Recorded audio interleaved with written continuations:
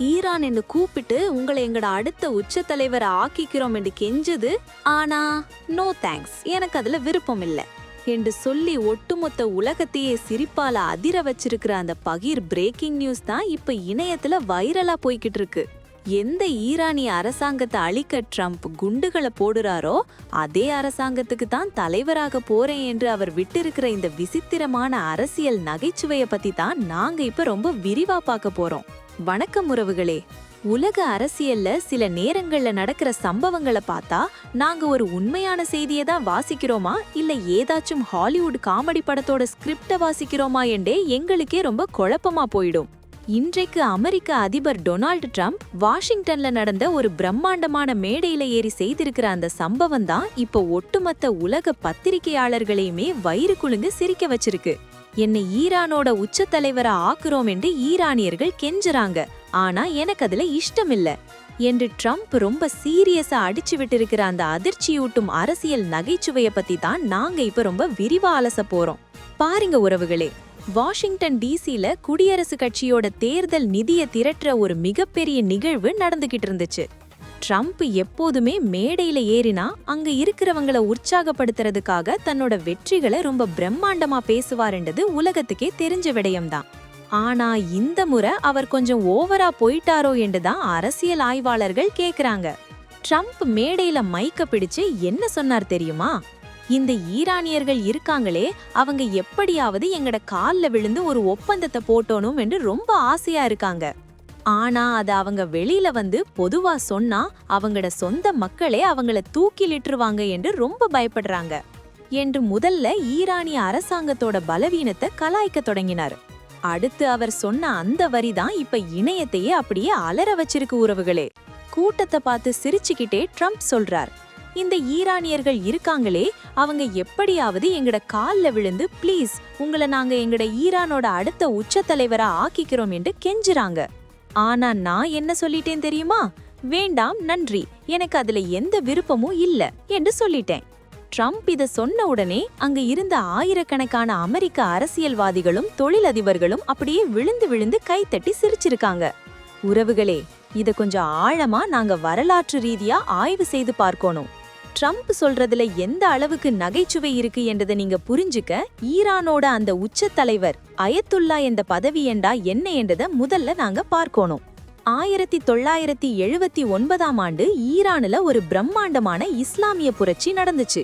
அமெரிக்காவுக்கு வால் தூக்கி பிடிச்சுக்கிட்டு இருந்த ஷா மன்னரை விரட்டி அடிச்சுட்டு ஈரானிய மக்கள் அயத்துல்லா ருஹுல்லா கொமைனிய தங்களோட மத தலைவரா ஏத்துக்கிட்டாங்க.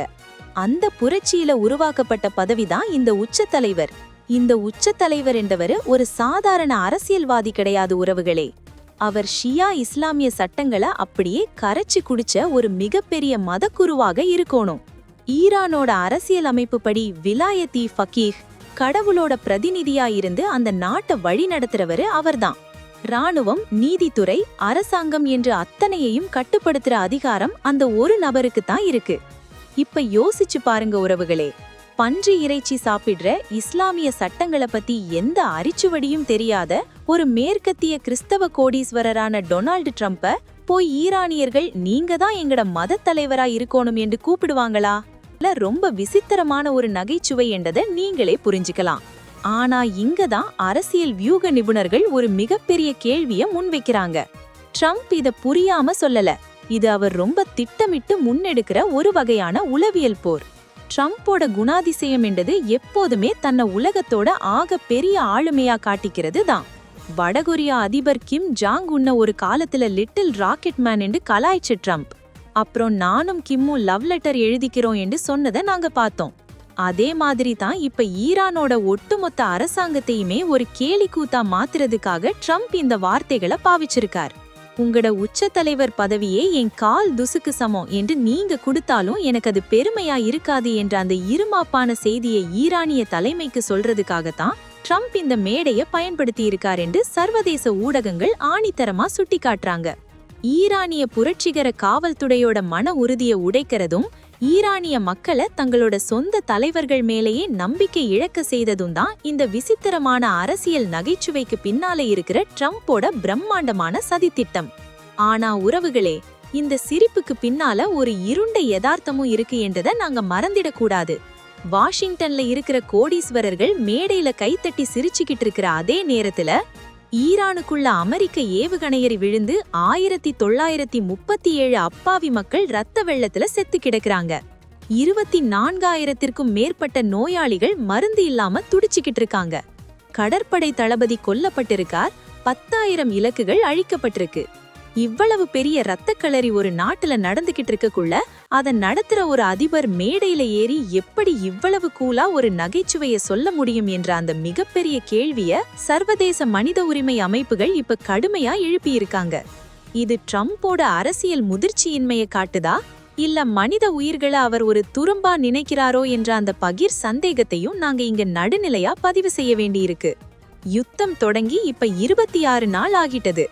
என்ன அயத்துல்லா வாக்குங்க என்று கெஞ்சுறாங்க என்று ட்ரம்ப் சொல்ற இந்த நகைச்சுவை ஈரானிய அதிஉயர் தலைவர் மிகப்பெரிய கோபத்தை ஏற்படுத்தி இருக்கும் என்பதுல எந்த சந்தேகமும் இல்ல. இந்த அவமானத்துக்கு பதிலடி கொடுக்க ஈரானிய அதிஉயர் தலைவர் தன்னோட ஹைப்பர்சோனிக் ஏவுகணைகளை வச்சு அமெரிக்க தளங்களுக்கு ஒரு மிகப்பெரிய அதிர்ச்சியை கொடுப்பாரா? இந்த நகைச்சுவை 3ஆம் உலகப் போருக்கான இன்னொரு மிகப்பெரிய தூண்டுதலா அமையுமா என்ற அந்த பதிர் கேள்விகளோடுதான் ஒட்டுமொத்த உலகமும் இப்ப ரொம்ப பதட்டத்தோட காத்துக்கிட்டு இருக்கு. உறவுகளே, என்னை ஈரானின் உச்ச தலைவரா ஈரானியர்கள் கெஞ்சுகிறார்கள் என்று அதிபர் ட்ரம்ப் பொதுமேடையில் நகைச்சுவையாக பேசியதை நீங்க எப்படி பார்க்கிறீர்கள்? இது வெறும் தேர்தல் நிதி திரட்டும் அரசியல் நாடகமா, அல்லது ஈரானிய தலைவர்களை அவமானப்படுத்த ட்ரம்ப் திட்டமிட்டு ஆடும் உளவியல் போரா? உங்களுடைய ஆழ்ந்த பார்வையை மறக்காம கீழே கமெண்ட்ல சொல்லுங்க. இணையத்தால் இணைவோம், இந்த யுகத்தை வெல்வோம். உடனுக்குடன் செய்திகளை முதலில் தமிழில் நாங்கள் தான் கொடுக்கிறோம். எமது டியூப் தமிழ் 24/7 பக்கத்தை மறக்காமல் பின்தொடருங்கள். நன்றி, வணக்கம்.